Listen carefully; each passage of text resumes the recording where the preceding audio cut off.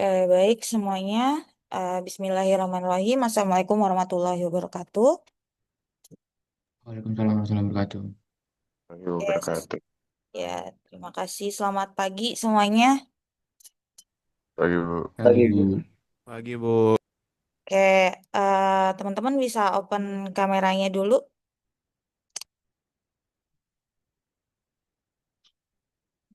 Oke. Bu, bentar mau ganti device boleh, Bu? Ya, oke. Silakan ditunggu yang lain. Hmm, hmm, hmm, hmm. Hmm, hmm, hmm.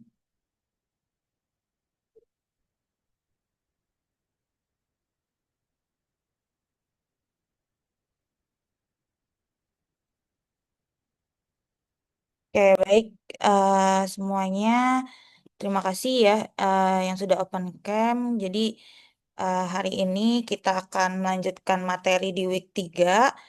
Em, Harapannya teman-teman tadi sudah membaca ya materi sebelum saya jelaskan. Jadi sudah tahu akan belajar terkait apa ya. Sebentar. Wait, wait, wait. Oke. Share screen. Hmm. Harus move.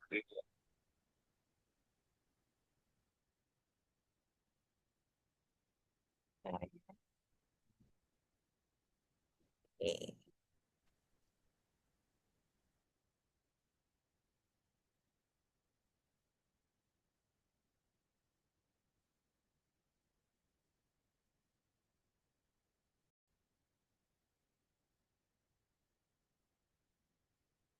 Oke, saya lagi coba fitur-fitur Zoom ternyata ada kayak gini ya. Jelas nggak teman-teman slide-nya? Jelas, Jelas, jelas, Bu. Bu. Oke, baik kita mulai ya. Jadi tadi teman-teman udah membaca materi selama 15 menit. Harapannya sudah ada bayangan bahwa kita akan belajar tentang apa. Jadi hari ini kita akan belajar terkait logical database design dan juga relational model atau skema relasi. Sebelum kita mulai materi, jadi di sini ada quote seperti biasa, quotes-nya dari Steve Jobs. Teman-teman udah tahu Steve Jobs siapa ya? Tahu, Bu. Siapa? Pemilik Apple. Ya, Apple ya, yang mendirikan Apple, yang membangun Apple, banyak produk-produknya yang sangat sukses ya. Jadi salah satu quotes yang terkenal adalah waktumu terbatas, jadi jangan sia-siakan untuk menjalani hidup orang lain. Jadi di sini semakin ke sini kita tahu ya bahwa waktu kita tuh terbatas, makin hari juga terasa semakin cepat waktu dan gak sadar ganti tahun. Jadi teman-teman selama masih diberi waktu, masih diberi umur itu adalah suatu hal yang luar biasa harus dimanfaatkan dengan baik. Selagi masih ada cita-cita, masih ada keinginan, goals-goals yang ingin dicapai, selagi masih ada waktu, jadi dikejar terus teman-teman dan juga manfaatkan dengan lebih bahagia gitu ya, dan juga memberi manfaat kepada orang lain agar setelah kita tidak ada, jadi kebaikan-kebaikan yang akan terus diingat oleh orang lain gitu ya. Oke, nah itu quotes-nya hari ini. Jadi untuk kembali ke materi mata kuliah kita di Sistem Manajemen Basis Data, dari week pertama, kemudian week kedua. Jadi week pertama udah konsepnya, week kedua kita belajar terkait konseptual ya. Kalian juga udah latihan, nanti mungkin di minggu onsite ya, sekalian progres tugas besar saya akan memberikan feedback dari tugas-tugas kalian, sekaligus mungkin responsi buat teman-teman yang ada kesulitan ya. Nanti kalau misalnya saya lihat ada yang gak ngerti gitu, ada yang tugasnya gak benar, nanti mungkin saya akan panggil untuk benar-benar saya ajarin biar ngerti gitu ya. Sebelum nantinya UTS gitu.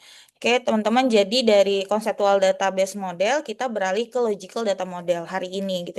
Jadi nyambung gitu ya sebelum dari materi sebelumnya gitu ya. Ini lebih advance-nya gitu, lebih ya lebih tingginya gitu ya, kita ke logical data model, terus kita nanti akan belajar juga bagaimana mengconvert dari logical data model ke dalam skema relasi gitu. Nah, jadi goalsnya itu hari ini, teman-teman, dan topik yang akan kita pelajari itu ada 3, yaitu relational data model, integrity constraint, kemudian kita juga akan belajar bagaimana mentransformasikan ERD yang sudah kita buat ke dalam skema relasi. Jadi ERD itu kan toolsnya ya. Jadi kalau kalian mau membuat diagram konseptual data model, logical data model, physical data model, itu kan menggunakan visualnya itu toolsnya adalah ERD diagramnya. Tapi level-levelnya itu adalah ada levelnya yang konseptual itu lebih ke bagaimana dari proses bisnis saling berhubungan gitu ya. Makanya baru entitas, kemudian ada relationship-nya, kemudian ada cardinality-nya, itu masih sifatnya masih global. Kemudian hari ini kita belajar lagi membuat diagram logical data model dan sekaligus bagaimana mengkonvertnya ke dalam skema relasi gitu. Jadi kalau skema relasi nanti jangan bingung ada kata-kata relationship apa, relasi apa, bedanya apa. Kalau relationship itu kan yang kita sudah pelajari bahwa hubungan antar entitas dengan entitas dihubungkan dengan relationship ya yang garis itu, dan ada relationship name-nya. Tapi nanti kalau ada UTS UAS yang nanya kalian skema relasi gitu, bikin skema relasi itu udah bentuknya tabel-tabel gitu ya. Jadi relasi itu kan sebenarnya tabel gitu ya di database. Jadi nanti jangan bingung UTS UASnya itu banyak yang salahnya di situ. Skema relasinya malah bentuknya yang eh, yang konseptual atau logical. Nah, itu beda. Nah, nanti bedanya apa kita pelajari hari ini yang skema relasi ya, teman-teman. Nah, sebelum masuk ke materinya lebih lanjut, pertama kita memang harus mengulas dulu ya di sini. Jadi memang harus dipahami dulu konsep dasarnya ya. Di sini ada definisi-definisi yang kalian harus ingat lagi gitu ya sebelum kita membuat skema relasi atau mentransformasikan dari logical ke skema relasi. Di sini jadi ya ini diingatkan lagi tadi ya yang sudah saya sampaikan bahwa relation ya, relation atau relasi atau sebenarnya tabel gitu ya. Ini ini relation itu adalah sebutan untuk two dimensional table of data. Simpelnya istilah teknis untuk tabel. Jadi kata-kata relation itu istilah teknis untuk tabel. Gitu. Tapi beda sama relationship ya. Ini relation gitu. Nah, setiap relation or table, setiap tabel itu dia itu kan berisi kolom ya. Kan kalau tabel itu kan ada kolom, ada baris ya, teman-teman.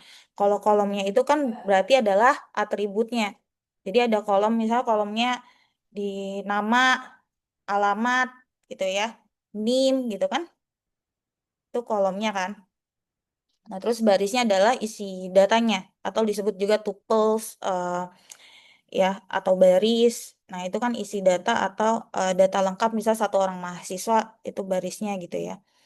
Nah, jadi di sini juga ada kata-kata arbitrary number of unnamed rows. Jadi arbitrary itu maksudnya sebuah tabel tuh bisa memiliki jumlah baris yang tidak terbatas gitu atau bebas sesuai kebutuhan data yang masuk gitu ya. Nah, kemudian setiap every relation must have a primary key. Jadi setiap relation atau setiap tabel itu harus memiliki primary key. Nah, primary key sendiri adalah atribut or a combination of attribute. Jadi di sini primary key itu adalah identitas unik ya. Nih ada that uniquely identifies each row. Jadi identitas identitas unik untuk setiap baris gitu. Berarti kan kalau unik itu nggak boleh sama ya. Terus juga di sini primary key itu atribut atau kombinasi dari atribut. Jadi berarti primary key itu bisa dari satu atribut, bisa dari kombinasi beberapa atribut gitu. Nah, kombinasi dari beberapa atribut ini disebut sebenarnya istilahnya composite key. Jadi primary key yang berasal dari lebih dari satu atribut gitu. Jadi nanti kita bisa bentuk primary key yang memang dia tuh gabungan dari beberapa atribut. Ya, nanti contohnya ada. Nah, konsep primary key juga itu berhubungan dengan kata atau istilah identifier, ya.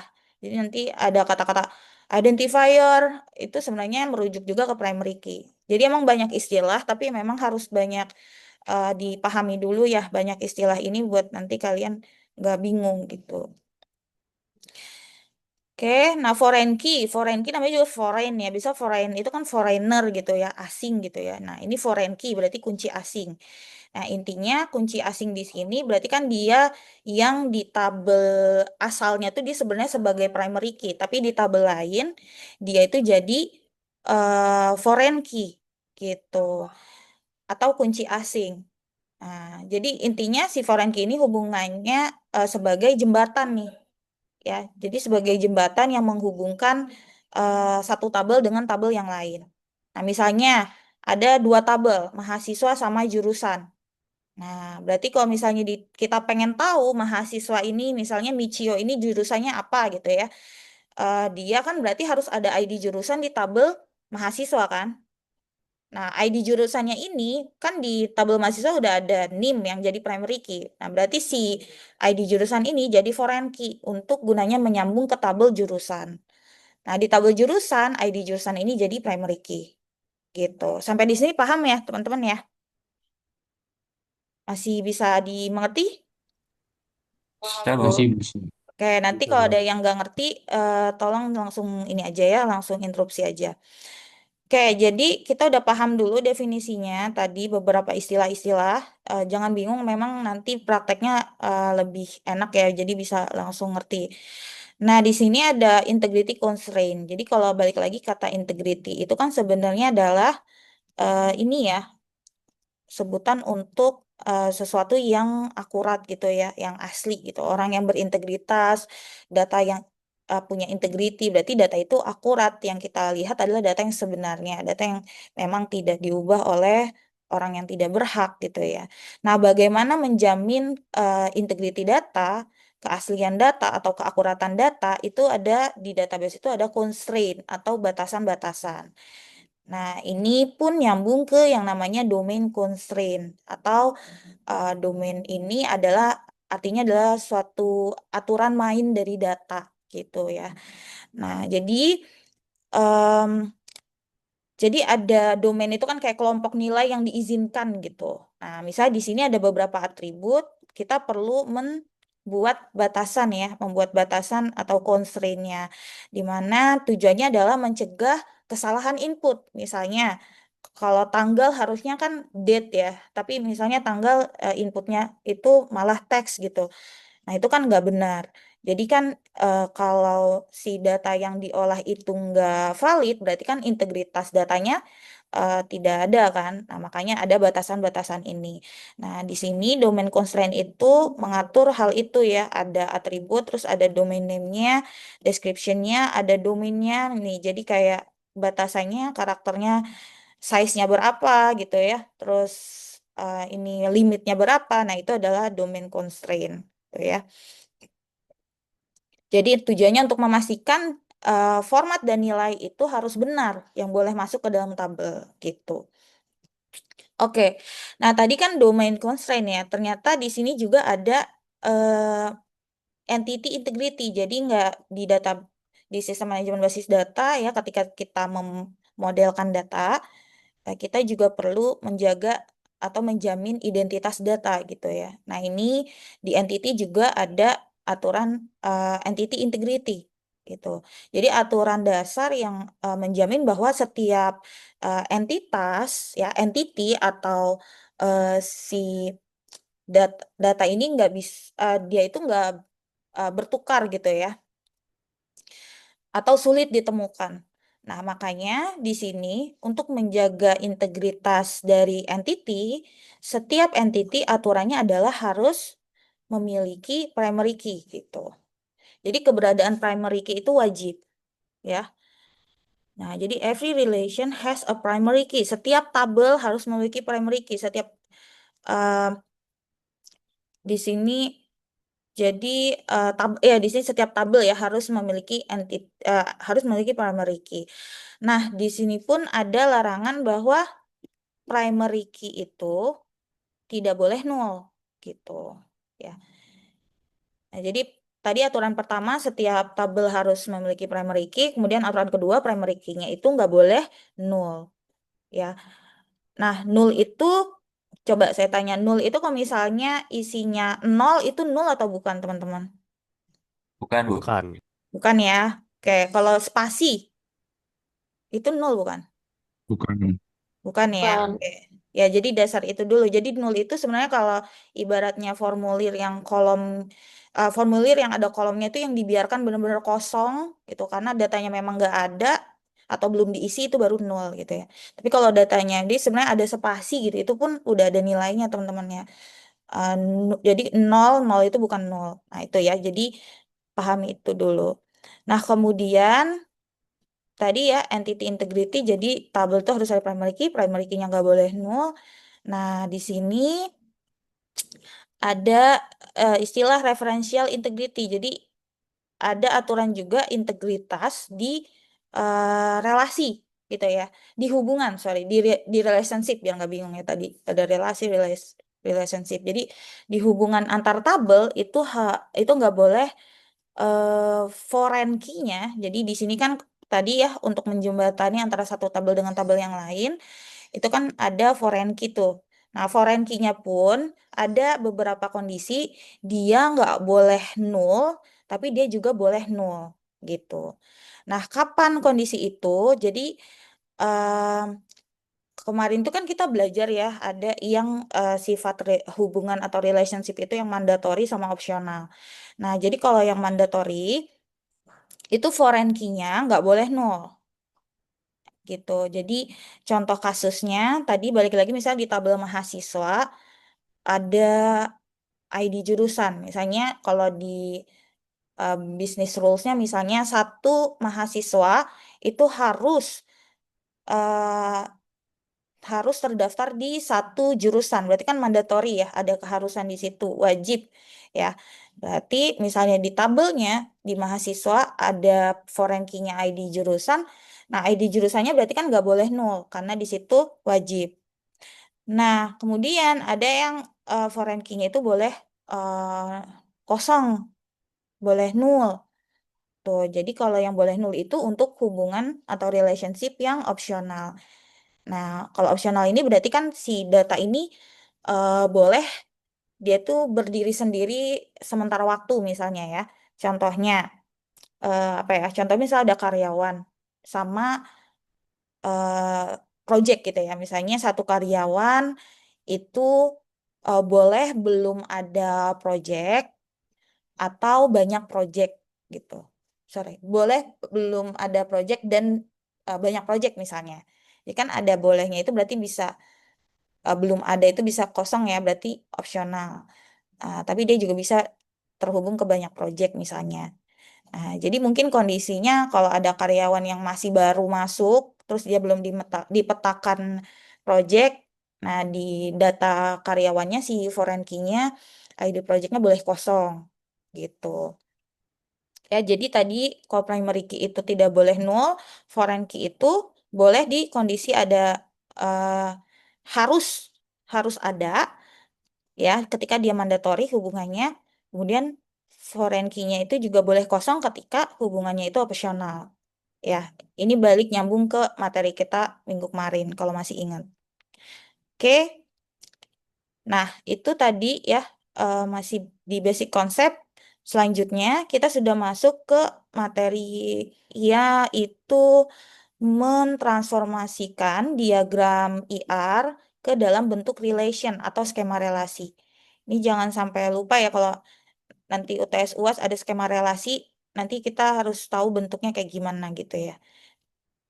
Oke, nah jadi basic konsep dulu.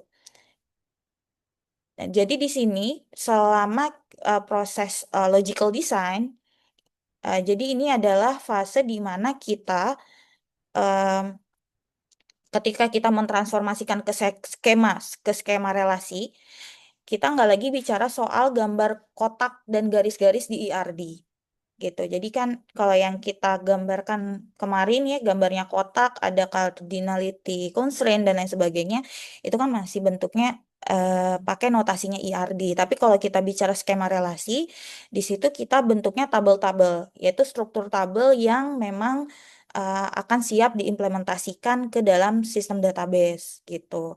Jadi em, ya di sini mungkin persiapannya dulu teman-teman ya. Jadi karena kita mau mentransformasikan atau jadi dari misalnya dari ERD yang sudah kita buat mau kita ubah ke skema relasi, pertama kita ini dulu nih paham dulu ya, kita ingat kembali. Jadi nanti kan di ERD itu ada yang strong entity, ada yang weak entity, ada yang associative entity. Ya, jadi kalau masih ingat strong entity itu entitas yang dia itu independen ya. Dia bisa berdiri sendiri yang digambarkan persegi panjang garisnya tapi tunggal ya. Kemudian kalau weak entities dia entitas yang butuh entitas lain untuk mengidentifikasi dirinya gitu ya. Dia digambarkan kalau di ERD itu garisnya ada dua persegi panjang. Kemudian kalau associative entities itu adalah entitas yang muncul di hubungan many to many gitu. Jadi itu ya teman-teman diingat kembali. Nah ini preparationnya, jadi kita paham lagi strong entity, weak entities, dan juga associative entity. Oke, nah ini sudah mulai kita mau mentransformasikan, mengubah dari ERD. Ini ERD-nya berarti tahap yang LDM ya, Logical Data Model, karena dia sudah ada bentuknya itu sudah ada entitasnya, atributnya ya. Kalau konseptual kan belum ada atribut ya kalau masih ingat. Nah, jadi ini dari ERD logical dia transformasikan ke skema relasi. Nah, teman-teman di sini kita mau mentransformasikan strong atau reguler dulu ya. Jadi istilahnya kalau strong itu sebenarnya disebut reguler juga. Jadi kadang kan kita kalau mau menggambarkan ERD di awal tuh entitasnya masih reguler semua gitu ya. Misal di tahap kita analisis masih kita gambarkan reguler semua, masih strong semua nih. Tapi nanti kalau udah kita pahami lebih dalam si business rules-nya, oh ternyata ada entitas yang memang dia itu sebagai weak gitu. Nah, jadi disebut reguler tuh karena ya biasanya dikategorikan masih strong dulu gitu ya. Nah, di sini setiap entitas reguler atau strong entity itu dia langsung dikonversi ke dalam sebuah relasi dalam basis data atau ke sebuah tabel. Jadi nanti bentuknya di ERD-nya kayak gini ya, kotak customer. Terus kan kalau yang primary key-nya di ERD itu kan garis ya, ada garis bawah ya, digarisin gitu customer ID. Nah, nanti dibentuk skema relasinya jadi tabel seperti ini. Terus yang si customer ID ini ada tulisan PK atau primary key. Ya, terus di bawahnya biasa ada dia ada ini ya, ada batasan yang apa titik-titik ini, kemudian di bawahnya baru atributnya gitu. Nah, untuk penulisannya, ya penulisan nama tabelnya itu sebenarnya nama tabelnya umumnya sama dengan nama entitas yang di ERD, terus atributnya. Nah, biasanya atributnya kan kalau yang di ERD itu kita boleh ya nulisnya ada spasinya. Tapi karena nanti kita sudah masuk ke struktur database, struktur tabel, itu kan biasanya nggak kebaca ya spasinya. Jadi nama atribut pun harus nyambung. Biasa dipisahnya sama huruf besar. Jadi kalau misalnya ini customer ID gitu yang kalau di ERD-nya masih spasi boleh, tapi kalau di skema relasi dia udah struktur yang memang siap diterjemahkan ke database, teman-teman. Jadi jadi biasanya disambung gitu ya. Tapi dipisahnya ada huruf besar di awalnya gitu. Oke? Nah, itu strong entities. Nah, lalu ada kondisi selanjutnya bagaimana untuk mentransformasikan composite attribute. Nah, composite attribute kalau masih ingat, composite attribute itu yaitu atribut yang bisa dipecah menjadi beberapa sub atribut gitu. Misalnya customer address ini kan dia bisa dipecah ya. Jadi customer street, customer city, customer state gitu ya. Nah, ini kan composite atribut ya. Jadi ada sub-sub atribut eh, di IRD kayak gini biasanya pakai koma kayak gini. Oke, nah untuk diterjemahkan ke skema relasi, dia bentuknya akan menjadi tabel lagi gitu ya sama customer, tabelnya customer ID-nya primary key karena di sini IRD-nya garis bawah, jadi ini primary key. Terus di sini si composite atribut diubahnya itu menjadi atribut sendiri-sendiri. Gitu. Jadi atribut yang composite itu dipisahkan menjadi atribut individual dalam tabel. Ya, kalau kalian lihat ada customer street sendiri, customer city sendiri, customer state-nya sendiri gitu ya. Itu kan tadinya kalau di sini jadi kayak gini ya. Nah, ini tujuannya apa? Tujuannya dipisahkan gini di skema relasi agar eh, meningkatkan kejelasan data atau efisiensi dalam database. Ya, teman-teman. Itu sebenarnya simpel tujuannya. Oke, itu composite atribut. Jadi nanti di skema relasi jadi bentuknya sendiri-sendiri ya yang composite gitu. Nah, customer address-nya nggak ada di sini ya. Jadinya langsung di subnya ya, sub atributnya yang di um, ini ya. Jadi satu-satu atribut. Oke. Nah, selanjutnya multi value. Multi value atribut. Tadi kan composite. Kalau composite itu atribut yang dia itu jadi sub-sub atribut. Nah, kalau multi value atribut dia itu berarti nilainya dari si atribut itu bisa banyak gitu kan. Nah, kalau kita ketemu di IRD ada multi value atribut kayak misalnya skill, ya kan skill itu kan banyak ya isiannya nantinya. Nah, kita harus membuat dua tabel gitu.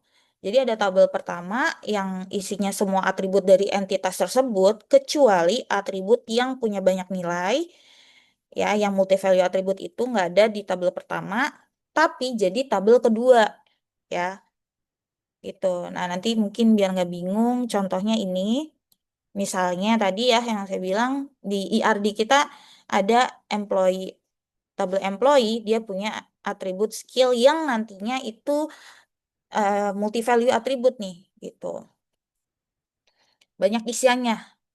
Nah itu kita nggak bisa simpan dalam satu tabel karena nanti akan melanggar prinsip eh, di database di mana setiap atribut itu harus mengandung hanya satu nilai gitu ya. Sehingga kita terjemahkan ke skema relasi menjadi dua tabel yang berbeda ya. Ini terserah sih namanya kayak gimana karena kan ini bisa kalian atur misalnya employee skill atau skill employee itu bebas. Nah, di sini tabel pertama ya si employee ID kan jadi primary key ya. Nah, kemudian employee name, employee address tanpa dari si skillnya kan, karena dia udah jadi satu tabel sendiri, gitu. Nah, di sini kalau teman-teman lihat, ya si employee skill ini kan jadi satu tabel sendiri, di mana kalau aturan tabel, aturan tadi ya, aturan bahwa setiap entitas atau setiap relasi itu, setiap tabel itu harus punya primary key, gitu. Dan karena dia terhubung ke tabel employee, dia juga harus punya foreign key dari si tabel employee, ya kan? Agar tahu si skill ini punya siapa kan? Nah, makanya di sini kalau kalian lihat, kenapa primary key-nya ada dua, terus ada foreign key juga si employee ID. Jadi di sini kalau di skema relasi, em, karena si employee skill-nya itu nggak punya primary key, ya, kayak beberapa kondisi entitas yang memang dia nggak punya primary key ya, itu ada weak entity juga ya. Nah, ini si employee skill juga, dia nggak punya primary key, dia harus dibentuk tuh primary key-nya. Nah, kalau di sini berarti karena ada dua ini, berarti primary key-nya itu composite primary key, composite key, ya, yang tadi saya jelaskan. Jadi, composite key itu adalah primary key yang dia tuh berasal dari satu atau lebih atribut, gitu. Ya, jadi nanti kalau kayak gini berarti artinya primary key-nya itu gabungan employee ID ditambah sama si skill-nya gitu. Kombinasi dari employee ID dan skillnya. Nanti mungkin di query-nya ya dia ada apa join tabel sama N gitu ya ketika dia mau ngambil datanya, teman-teman. Gitu. Sampai di sini masih bisa ngikutin atau ada yang bingung?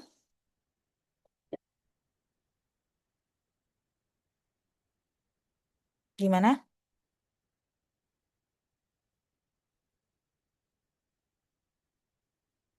Oke, masih bisa berarti ya. Oke, lanjut lagi.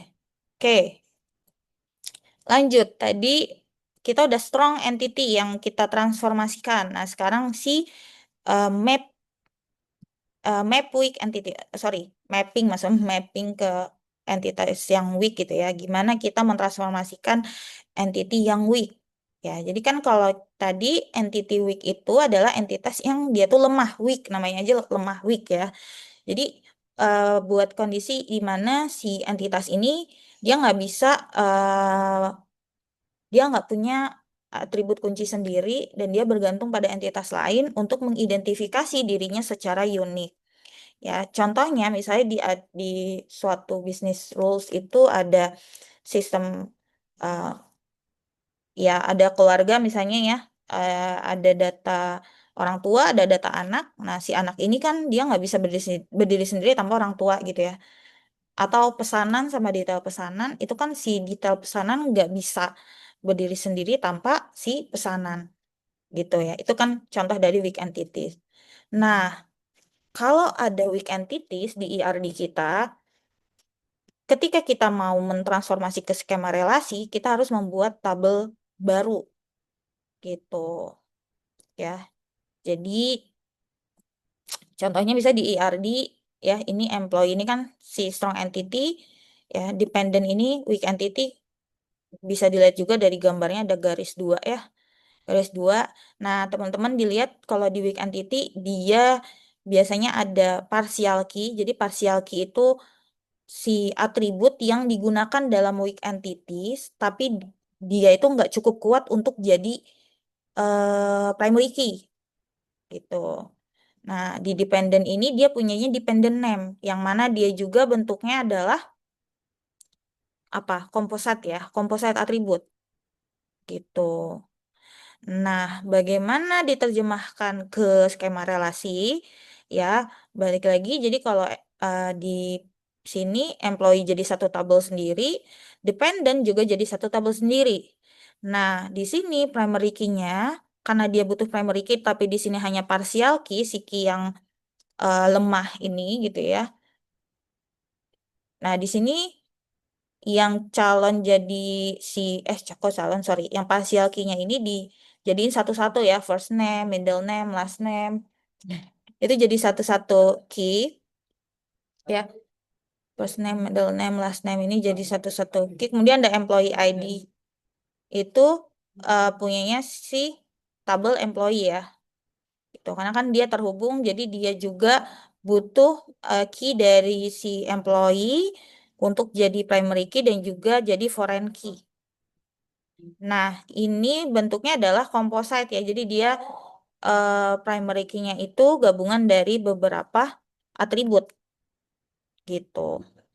Nah, di kondisi ini kalau kalian lihat ya, di mana kondisinya si composite primary key-nya itu atau primary key gabungan ini kan memang jadinya akan kompleks ya karena terlalu banyak yang digabungkan, teman-teman.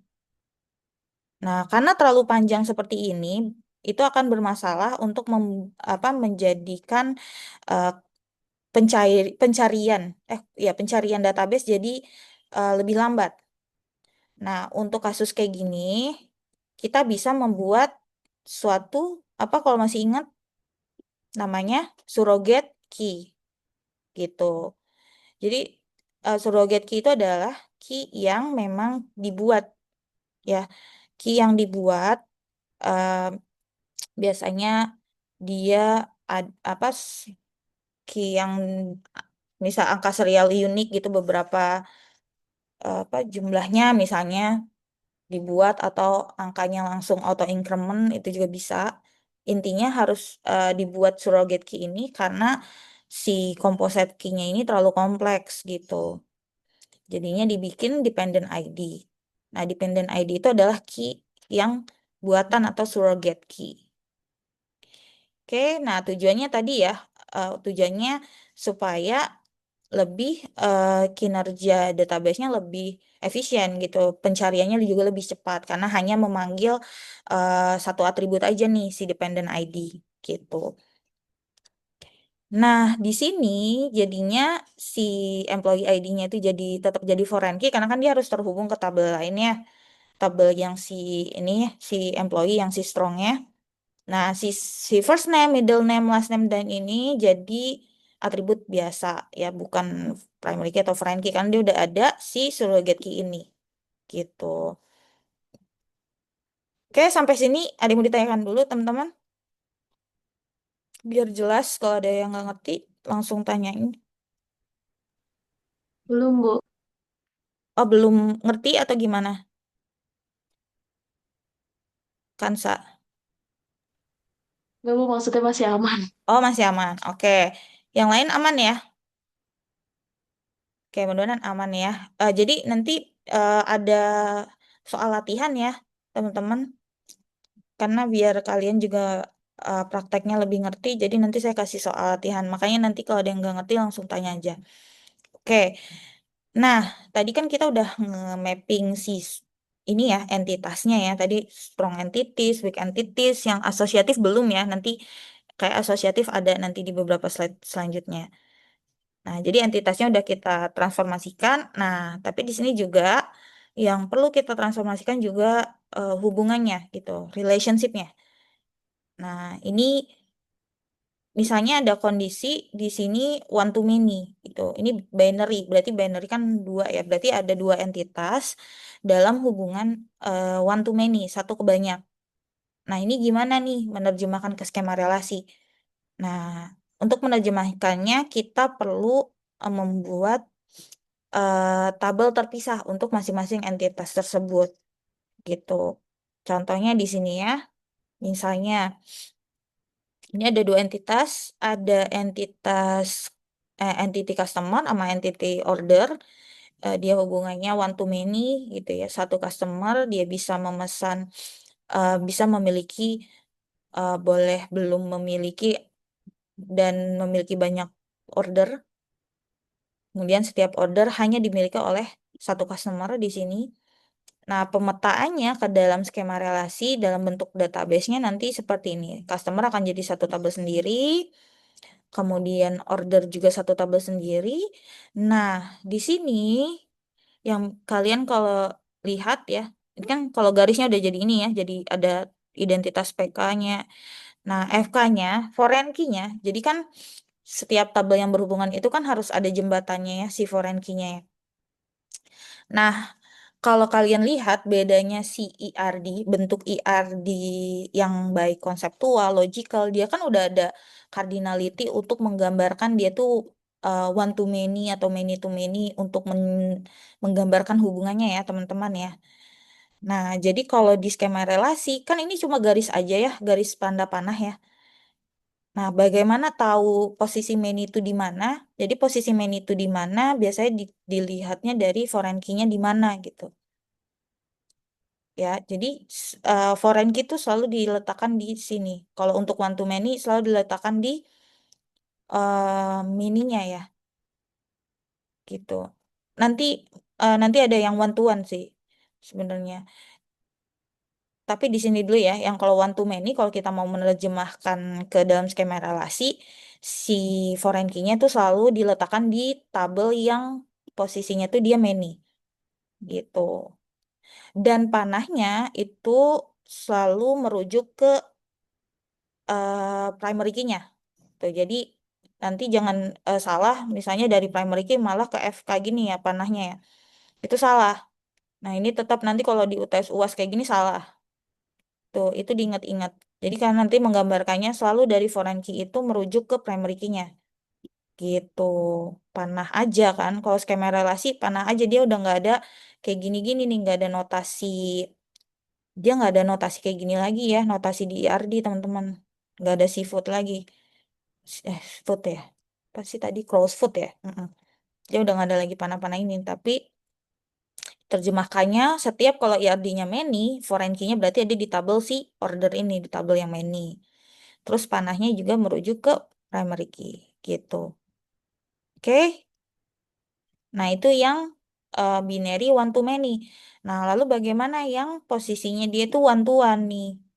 Jadi kalau one to one ini memang kasusnya itu spesial ya, special case. Berarti kan kasus khusus di mana si setiap entity itu hanya memiliki satu pasangan ya di tabel entitas lain gitu. Nah, di sini untuk primary key-nya primary ya membuat tabel terus jadi primary key masing-masing ada primary key-nya terus juga tapi di foreign key-nya itu memang perlu memastikan lagi tergantung dari business rules-nya gitu ya. Jadi tergantung lagi kondisinya bisnis rules-nya masing-masing. Nah, ini contohnya misalnya eh ini ya ada perawat ya yang berhubungan dengan care center di sini ya. Bentar, jelasnya. Oke, nah ini yang kasus one-to-one ya. Jadi di sini struktur yang IRD saat ini berarti konsepnya kan si satu perawat ini hanya terhubung dengan ini ya, satu care center. Boleh kosong, boleh belum, tapi di sini maksimalnya satu berarti ya. Oke, nah kayak sebelum mentransformasikan di sini kalau masih ingat teman-teman ini ada atribut ya, ada atribut yang disebut apa nih kalau di sini? Date assign itu apa namanya? Masih ingat nggak? Si date, Asosiatif bukan, Bu? kalau ini masih sebutannya deskriptif atribut gitu. Jadi kalau masih ingat deskriptif atribut itu atribut yang dia itu muncul di hubungan ya. Jadi memang nantinya ada kondisi di mana si deskriptif atribut ini akan menjadi associative entity ya. Tapi memang itu untuk hubungan yang many to many, teman-teman. Jadi biasanya dia tuh kalau kita analisis ketika dia hubungannya misalnya tadi ya yang many to many gitu ada deskriptif atribut. Jadi di hubungan si in charge ini dia butuh satu atribut untuk sorry di hubungan nurse sama care center di in charge ini dia muncul satu atribut hasil dari hubungan ini kan itu namanya deskriptif atribut.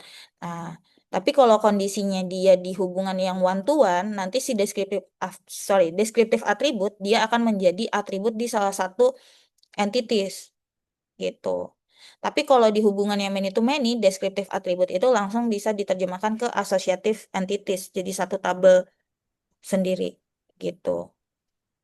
Bu, Mm-mm. berarti kalau asosiatif tuh apa sih, Bu, asosiatif entity sama cara Oke. ngebedain dengan deskriptif entity ya tadi? Mm-mm. Deskriptif atribut. Oh iya, Ah, deskriptif atribut. jadi gini, jadi ini kan di entitas ya, antar entitas yang berhubungan gitu ya.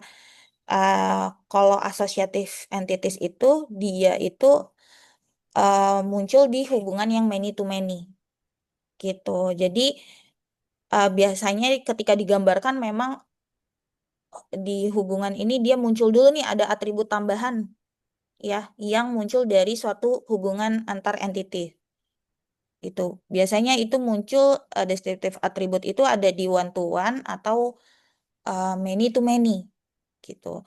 Tapi yang untuk jadi associative entities itu biasanya hanya di hubungan yang many to many gitu. Kenapa? Karena kalau yang many to many dia tuh butuh satu tabel yang menjadi tabel eh, penjelas gitu ya. Jadi si hubungan yang si kompleks ini itu jadi associative entities kan ya. Nah, karena di hubungan ini dia nggak bisa cuman jadi satu atribut ini aja, si date completed ini aja. Dia butuh satu tabel yang untuk menjadi penghubung ke kedua entitas gitu. Nah, makanya ini di hubungan yang many to many, si completes ini jadi associative entities nih. Nah, si date complete-nya ini yang descriptive attribute itu jadi atribut di tabel si completes. Nah, karena si tabel ini jadi ini ya, jadi istilahnya jadi penjelas antara hubungan employee sama course, dia pun harus ada foreign key dari masing-masing tabel yang terhubung gitu. Dan ini kalau dilihat primary key-nya juga composite key ya, berarti dia gabungan dari dua tabel yang terhubung nih key-nya. Gitu. Nah, kenapa ini nggak jadi kenapa complete ini harus ada gitu ya di hubungan many to many?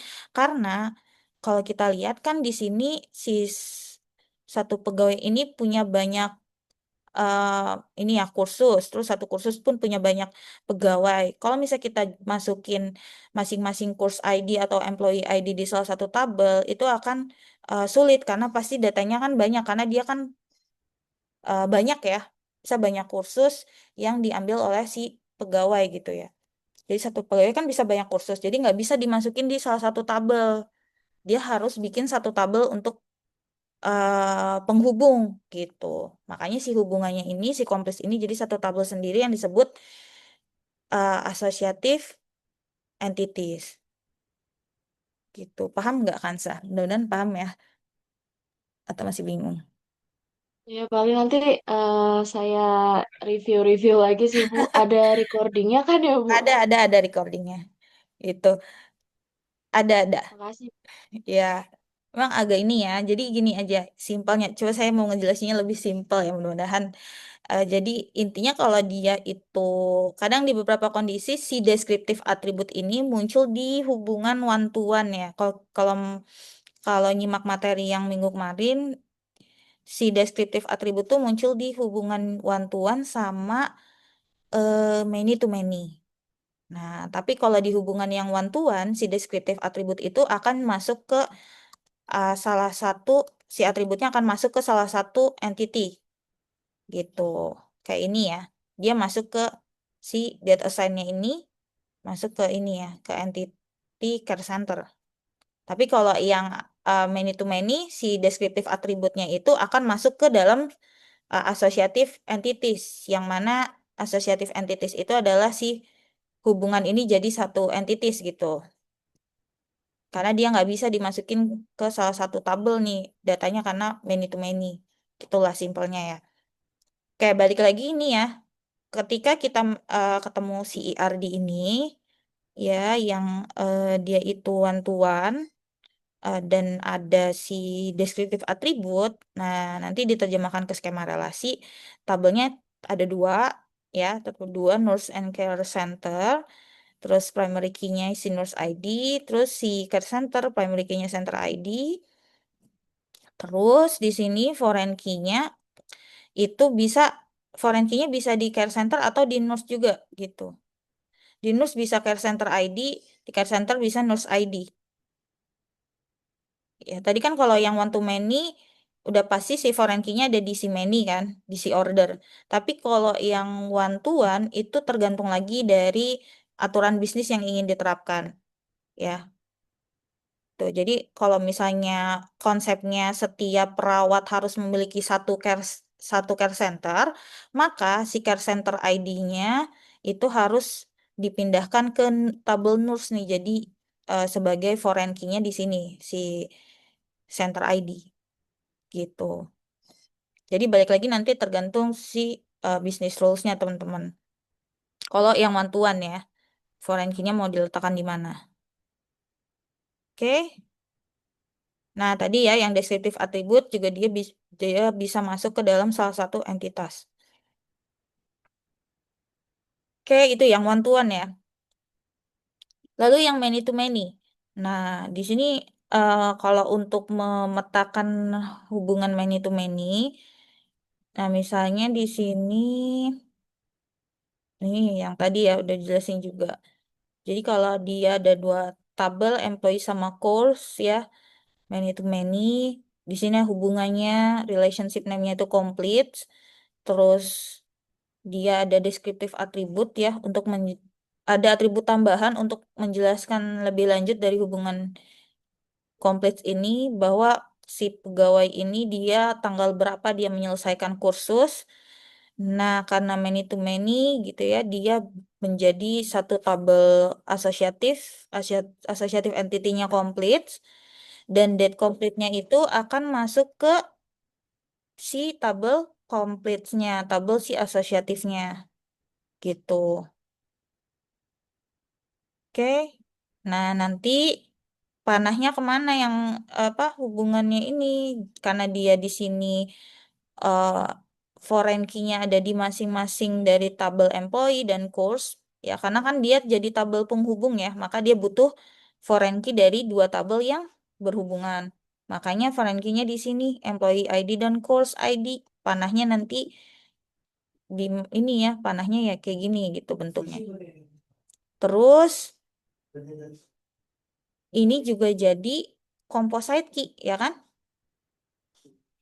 Si employee ID sama course ID-nya juga menjadi composite key, jadi gabungan dari dua atribut, ya kan? Oke, sampai sini paham, teman-teman?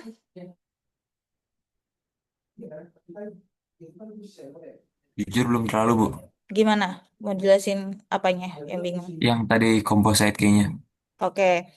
Nah, jadi mungkin dari awal ya. Jadi ada dua tabel ini yang terhubung, terus dia kan karena ini many to many dan ini si hubungan ini jadi si kompleksnya jadi satu tabel sendiri dan date complete-nya itu dia jadi atribut ya kan. Nah, di sini kan cuman atribut date complete aja ya. Dia belum ada primary key. Nah, untuk beberapa kondisi seperti weak entity yang nggak punya primary key dan kalau yang asosiatif juga sebenarnya hampir mirip kayak weak, dia kan sama-sama dia nggak punya identifier ya. Dia nggak punya apa yang unik gitu ya. Nah, makanya dia perlu dibentuk key-nya. Nah, di sini karena yang ini kan yang terhubung ini kan ada dua tabel ya. Kita bisa membuat composite key di mana composite key itu gabungan dari dua atribut gitu. Jadi di sini employee ID sama course ID ini eh, nanti kalau di skema relasi kalau ada PK-nya dua berarti dia itu composite key lah.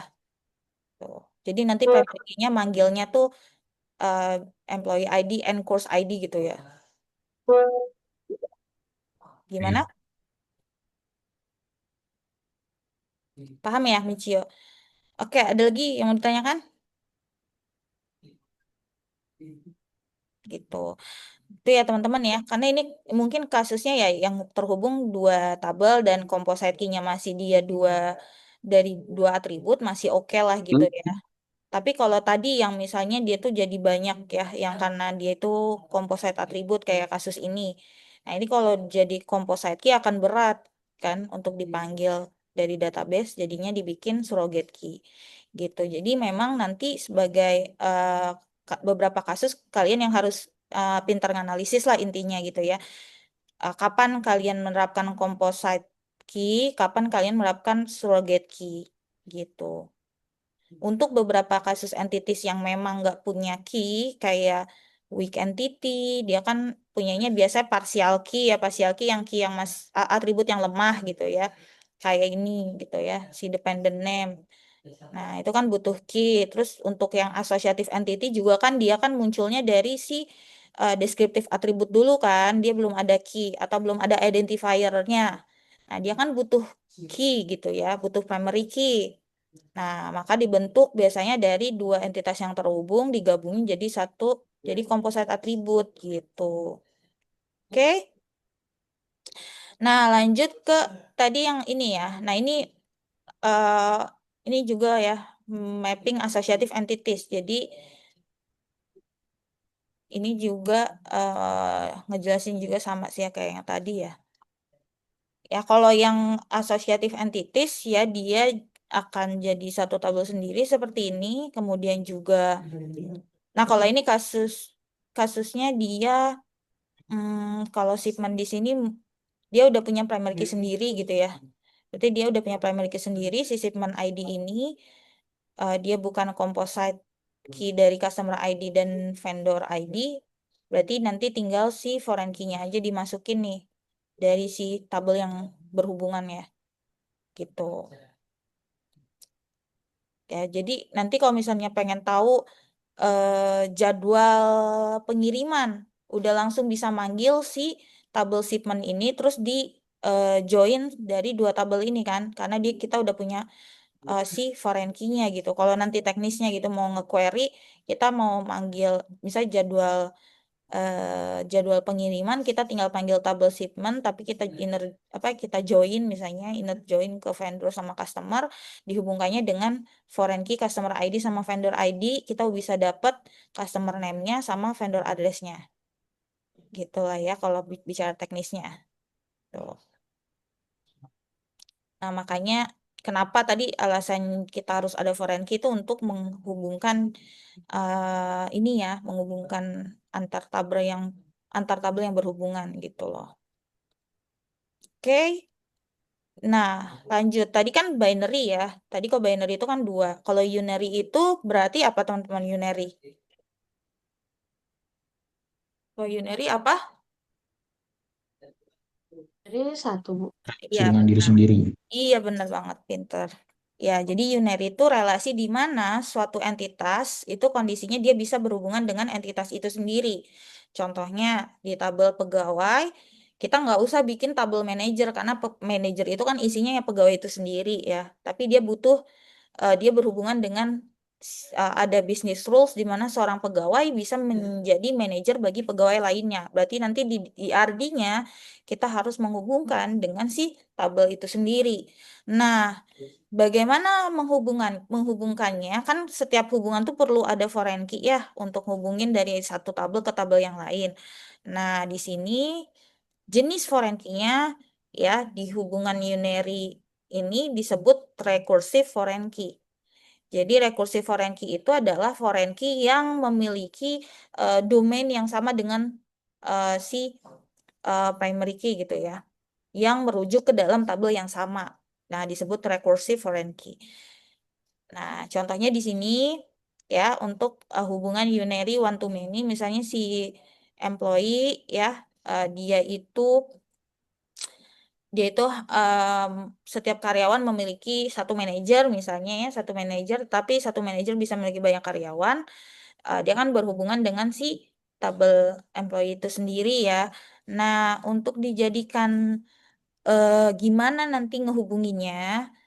Nah, di sini kita perlu menambahkan foreign key tadi yang recursive foreign key.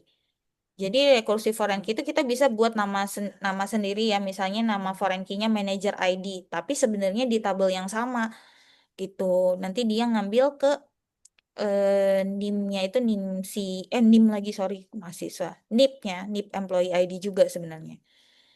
Ya kalau misalnya gini deh, digambarin fisiknya misalnya ada form pegawai, terus dia nanti kan apa sih drop down-nya ya, dia manggilnya si employee ID juga nanti pilihannya, tapi dimasukin ke tabel employee-nya jadi manager ID gitu. Paham nggak teman-teman di sini? Gimana, gimana, gimana? Masih paham ya? Gimana? Enggak lah masih. Ya, oke. Oke, alhamdulillah. Nah, lanjut ya. Jadi, hmm, tadi kan unary yang one to many ya. Nah, tapi yang ada unary yang many to many nih kasusnya. Jadi, kalau yang many to many itu misalnya di sini si satu entitas dia berhubungan dengan banyak entitas lain di tabel yang sama kan berarti gitu. Jadi misalnya oh, ini juga ada ini ya, ada deskriptif atribut lagi nih, si quantity kan. Jadi kalau dilihat ada garis putus-putus yang menghubungkan, yang muncul dari si hubungan ini, hubungan contains, si garis putus-putus ini intinya adalah menunjukkan bahwa si quantity Ini kan deskriptif atribut atau atribut dari relasi, dari relationship, dari hubungan, ya. Jadi bukan atribut dari entitas item, gitu.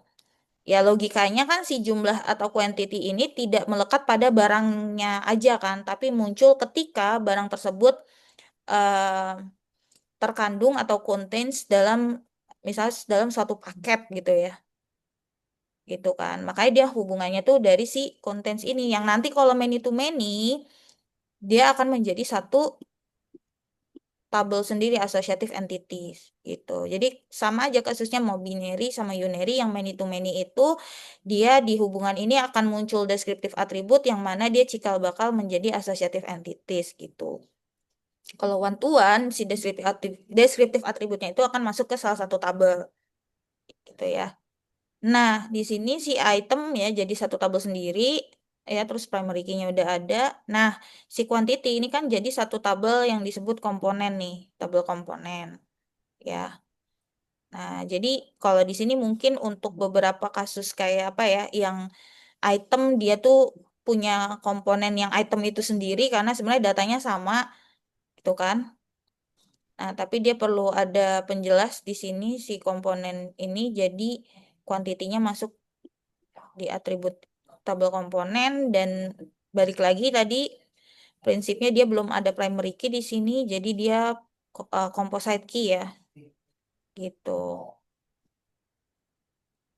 Jadi item number digabung sama komponen number. Komponen numbernya sebenarnya sama aja isinya adalah si item number juga gitu. Tapi mungkin numbernya beda gitu ya makanya gitu ya. Jadi salah satu eh, nama sendiri gitu ya komponen number. Oke, sampai sini paham teman-teman? Paham ya? Paham, Oke, paham. ya. Jadi tadi unary, binary, ya tadi binary dulu, terus unary, nah terus ada lagi ternary. Ternary berarti kan kalau ternary itu tiga Tiga. ya. Ternary itu tiga entitas. Nah ini kita mau membuat skema relasi dari IRD yang ternary ini. Misalnya ada kasus yang ternary, contohnya kayak gini, misalnya seorang pasien dia menerima treatment perawatan dari seorang dokter. Yang ini kan saling terhubung nih, dihubungkan dengan si pasien treatment ini. Nah, ini hubungannya many to many. Si pasien treatment ini akan menjadi ini sorry, ini ya. Ini sorry apa tadi deskriptif atributnya ya. Deskriptif atributnya treatment tanggalnya, treatment waktunya, treatment hasilnya. Nah, jadi si pasien treatment ini akan menjadi satu tabel sendiri yang disebut associative entities. Nah, di sini kita mappingkan ke skema relasi akan jadi satu tabel-tabel sendiri, ya, satu tabel sendiri, masing-masing udah ada primary key-nya kecuali si associative entity ini. Nah, kalau di kasus ini dia belum ada partial key ya, yang apa yang atribut yang lemah gitu kan, yang buat calon primary key. Nah, kalau kayak gini berarti dia composite key kan, dia gabungin dari key-key yang berhubungan nih. Jadi pasien ID, physician ID, treatment code, jadi composite key-nya. Gitu kan? Ini juga jadi foreign key-nya. Terus ini atributnya. Nah, nanti panahnya dari foreign key ke primary key kayak gitu. Nah, di sini ya balik lagi beda-beda kasus. Kalau di kasus ini composite key-nya udah terlalu kompleks, makanya dia butuh jadi surrogate key-nya. Nah, ketika dia udah jadi surrogate key sendiri, kita buat pre-treatment ID, berarti yang si pasien ID, physician ID, treatment code itu hanya jadi foreign key aja gitu. Ya, jadi yang ini udah ngilang nih. Oke. Nah, jadi ini teman-teman jangan bingung kenapa diterjemahkannya bertahap gitu ya. Kenapa saya harus ngejelasinnya dari sini dulu, dia dari biar biar apa ya, istilahnya berpikirnya secara runut gitu ya. Nanti kalau soal mungkin kalian udah bisa langsung memutuskan aja. Oh ini karena udah ada tiga ini ya udah langsung bikin surrogate key itu boleh. Tapi kenapa diajarinya bertahap ya biar tahu ini asal usulnya dari mana gitu ya teman-teman ya. Itu biar nggak ujuk-ujuk muncul surrogate key gitu kan. Tapi kalian udah tahu alasannya kenapa dia harus ada surrogate key. Jadi makanya dibikinnya bertahap kayak gitu ya. Jadi ini muncul surrogate key karena ada kondisi di mana si primary key yang jadi composite key ini udah terlalu kompleks. Kalau dua oke lah, tapi kalau tiga, empat itu kan jadi memperlambat pencarian dari query database gitu ya. Oke, sampai sini paham teman-teman? Paham, Paham, Bu. Bu? Oke, Paham, paham Bu. ya. Oke, nah lanjut ke hmm, oh ini tadi yang without identifier. Tapi kalau misalnya nanti di IRD-nya dia udah ada kayak gini nih. Ini kalau ada dua garis di sini, IRD itu namanya partial identifier atau partial key. Jadi si atribut ini dia tuh butuh intinya dia nggak cukup kuat. Karena kan kalau date time ini kan nggak unik ya. Dia kan nggak unik nih. Ya bisa aja dia treatmentnya di waktu yang sama sama orang lain, dia kan nggak bisa jadi primary key. Makanya kalau dia ada garis dua ini dia sebenarnya partial identifier atau em, atribut yang sebenarnya bisa membedakan cuman nggak unik gitu, dia nggak cukup untuk jadi primary key. Makanya di sini dia akan jadi composite key nih gitu kan, composite key sama key yang berhubungan lainnya kan. Nah, tapi balik lagi tadi kenapa bertahap saya jelasinnya. Jadi kalau dilihat dari sini, walaupun dia partial key, ternyata dia juga akan malah bikin kompleks kalau dibikin composite key, makanya jadinya perlu surrogate key lagi gitu. Ya, jadi keuntungannya kenapa kita perlu surrogate key di sini, jadi lebih menyederhanakan struktur tabel gitu. Dan juga menghindari potensi primary key-nya kan berubah takutnya ya kalau misalnya jika treatment date sama time-nya itu berubah, itu kan nanti akan mempengaruhi primary key, makanya dia perlu surrogate key. Tuh, ini untuk kasus ini ya. Oke. Nah, lanjut lagi. Sebenarnya ini sama aja sih kasusnya kayak kayak yang tadi ya, yang ternary. Dia jadi banyak ini ya composite key-nya, dia juga akan jadi satu surrogate key sendiri ya. The mapping result is same with example 2 using surrogate key juga ya kan. Nah, terus nah ini sebenarnya kasusnya juga ini ya. Kalau ini sebenarnya oh ini ada perubahan di aturan bisnisnya. Jadi aturan bisnisnya lebih dari satu item, jadi di sini berubah jadi many to many. Masalah. Ini sebenarnya nggak terlalu penting. Ya, ini juga. Oke, lanjut ya. Tadi kan udah apa ya? Udah dari strong, weak, associative entity udah ditransformasikan terus relationship juga dari unary, binary, ternary, dari one to many, one to one dan lain-lain sebagainya. Nah, kemudian ada juga kan yang supertype sama subtype ya. Masih ingat nggak supertype itu apa? Masih ingat nggak? Bentar ya. RNN. Oh, Mas Ida udah masuk. Katanya masih sakit, ya? Ini Bu, entitas yang punya relasi satu subtype. Iya, jadi Hah? ya super type itu kayak ini sih apa entitas yang kalau subtype itu kayak kategori ininya yang khususnya gitu loh ya. Jadi kayak kategori besarnya itu super type, subtype itu kayak kategori yang khususnya kayak macam hierarki gitu ya, teman-teman. Jadi contohnya gini, misalnya ada pasien lah yang gampang ya. Jadi ada entitas pasien itu super type-nya yang dia itu mewakili semua jenis pasien, tapi yang atribut umumnya aja.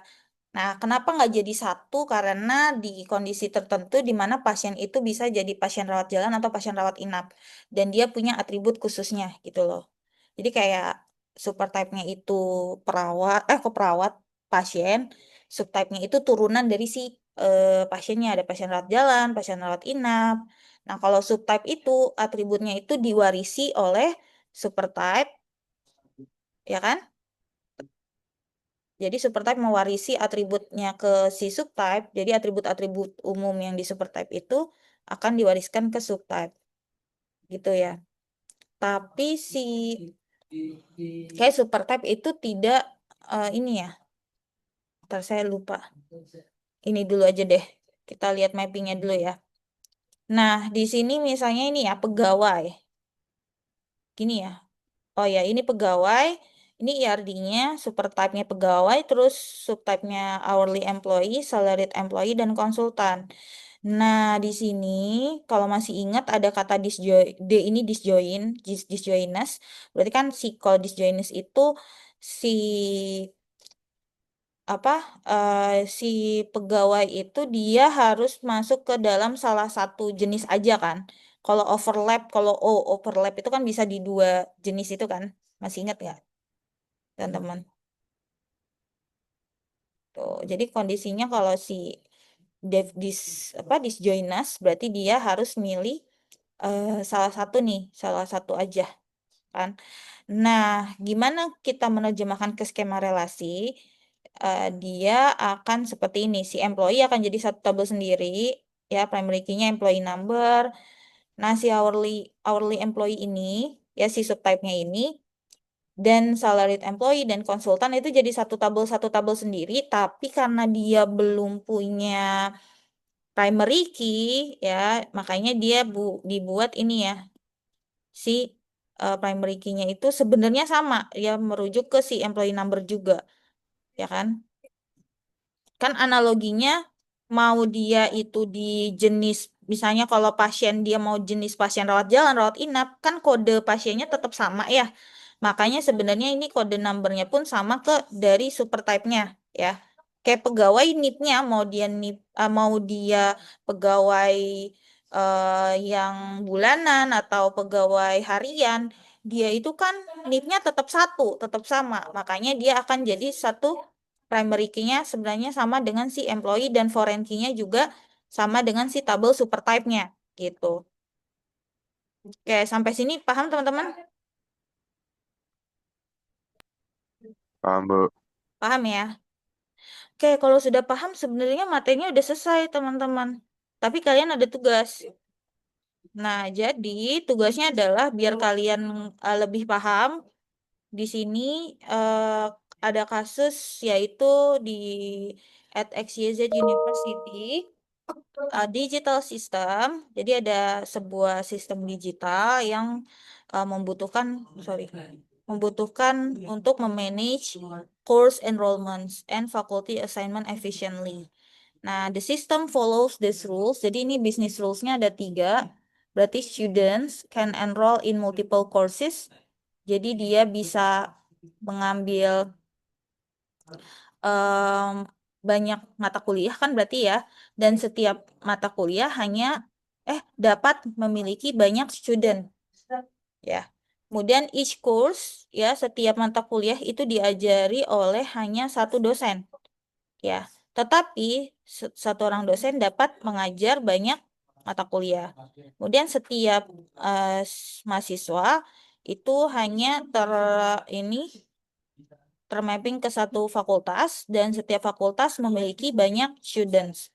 Nah, ini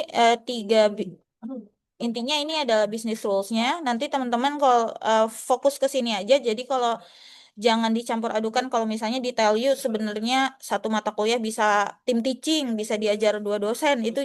Itu di luar ini ya, di luar soal. Jadi nanti kalau kalau UTS UAS itu fokusnya ke soalnya aja, jangan dicampur adukan dengan realitanya. Walaupun nanti kalau kalian kerja ya nanti logikanya bisa main di pas kerja gitu ya. Sebenarnya ini juga udah main logika sih, tapi kita perlu ada aturan, perlu ada batasannya gitu. Batasannya kita ambil dari soal, biar kalian gak terlalu lebar gitu ya kemana-mana mikirnya gitu ya teman-teman. Oke, jadi fokus ke sini aja ya. Jadi kalau misalnya nanti mata kuliah sebenarnya diajarnya bisa dua dosen kalau di tell you, tapi kan di kampus lain beda gitu ya. Jadi kita fokus ke domainnya aja, ke domain soalnya aja gitu ya teman-teman ya. Nah, tugas kalian biar lebih runut gitu ya. Jadi kalian bikin CDM-nya dulu.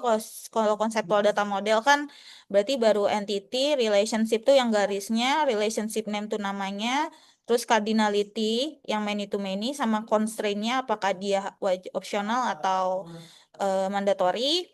Itu kan masih di IRD CDM ya. Lalu ada IRD LDM, Logical Data Model, dia sudah ada entity, atribut, primary key itu yang garis di garis aja ya, di garis garis bawahnya aja kan kalau primary key yang di IRD. Terus foreign key masih belum kan ya kalau ini ya IRD LDM, mungkin kalau dia partial key bisa tuh ada yang garis dua. Terus relationship tuh yang garisnya, relationship name tuh namanya, cardinality juga masih ada, cardinality constraint. Nah, sedangkan di skema relasi kita bukan bentuknya kayak IRD yang pakai notasi IRD, tapi bentuknya garis kayak gini ya teman-teman. Jadi garis panah gini aja, terus ada primary key-nya, ada foreign key-nya kayak gini. Gitu. Terus nanti penamaannya juga diperhatikan, kalau yang di IRD mungkin boleh spasi, tapi kan kalau di database dia nggak ada spasi gitu ya. Kayak employee name, employee spasi name itu nggak boleh. Tapi employee nyambung name gitu. Oke, Kalau pakai underline boleh, Bu? underline boleh, underline boleh. Biasa kan ada di database boleh ya pakai underline kan? Masih boleh kan? Gitu, oke. Dan jadi tergantung nanti database-nya sih, ada yang bisa, ada yang misalnya yang enggak, berarti ya mungkin lebih amannya pakai yang disambung misalnya. Gitu. Oke, teman-teman, sampai sini ada yang mau ditanyakan dulu sebelum tugas ini? Gimana? Enggak sih kakak, di si Pema belum di drop, makanya Bu Rita nggak bisa Kayak ada yang mau ditanyakan soalnya ada yang belum jelas. Berarti kan nanti bentuknya adalah gambarnya ada tiga ya teman-teman ya. Gak usah dijelasin tulisan. Lalu atribut, kalau atribut itu saya bebaskan teman-teman boleh atributnya mungkin yang mewakili, kalau misalnya mahasiswa atributnya ada apa aja itu boleh gitu ya. Tapi nanti kalau misalnya soalnya itu udah jelas ada atributnya apa aja, berarti kalian fokus ke atribut yang udah ada di soal gitu ya. Nanti ya kalau tes UASnya. Tapi kalau misalnya latihan kayak gini, berarti atributnya boleh dibebaskan lah teman-teman mau. Oh fakultas biasanya ada atribut apa aja, standarnya, terus dosen juga atributnya apa aja, standarnya itu boleh. Oh ya.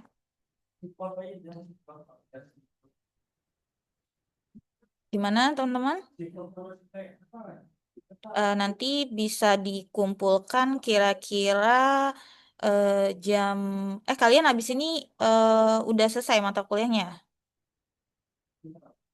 Udah, Bu. Udah ya, berarti bisa dikumpulin sebelum ini ya, sebelum asar lah teman-temannya. Bisa nggak? Kan sebenarnya kalian ada assessment juga ya jam 4.30 berarti, atau ya udahlah saya sampai batas maghrib aja lah jam 6.30 juga gitu ya kalian. Karena asesmennya kan jam 4.30, jadi eh, di pokoknya semuanya batasnya sampai jam 6.30 lah. Asesmen itu jangan sampai lupa ya teman-teman ya, dikerjain. Dibukanya di 4.30 sampai 6.30, waktu pengerjaannya 35 menit aja. Soalnya itu pilihan ganda tapi ada waktunya, jadi harus hati-hati di setiap soal ada waktunya gitu. Terus belum ada Kalau attempt-nya Bu, attempt sama nilai yang diambil, attempt sama nilai, maksudnya gimana? eh, berapa kali pengerjaan maksudnya Bu? Sepertinya satu kali deh. Berarti satu kali aja deh. Makanya Makanya pengerjaannya ini ya, apa, hati-hati juga gitu ya. Kayak nggak berulang kali deh kalau ini. Tuh. Ini ya. Tapi pilihan pilihan ganda sih kalau saya lihat soalnya. Oh ya, terdiri dari 30 soal berdasarkan materi pada materinya itu sebenarnya kalau di sini minggu pertama, materi yang pertama, minggu pertama, 35 menit. Oh, sorry, di sini diberikan kesempatan 2 kali attempt dan diambil nilai rata-ratanya. Saya coba share juga di grup ya. Gitu. Oke, 2 kali makasih, Bu. di sini. Oke, sama-sama. Ada lagi teman-teman? Bu, yang soal ini boleh 2359 nggak, Bu? Gimana? Yang soal study case itu boleh 2359 nggak? 2359, 2359 jam malam. Kenapa emang? Masih ada kerjaan lain soalnya. Kalau kerjaan lainnya di luar mata kuliah, prioritasnya di mata kuliah dulu. Di mata kuliah juga, Bu, yang mata kuliah lain. Apa tuh mata kuliah apa? Ada di apa ya kemarin? Apa mata kuliah apa? Terus targetnya emang hari apa? Ntar ya, Bu.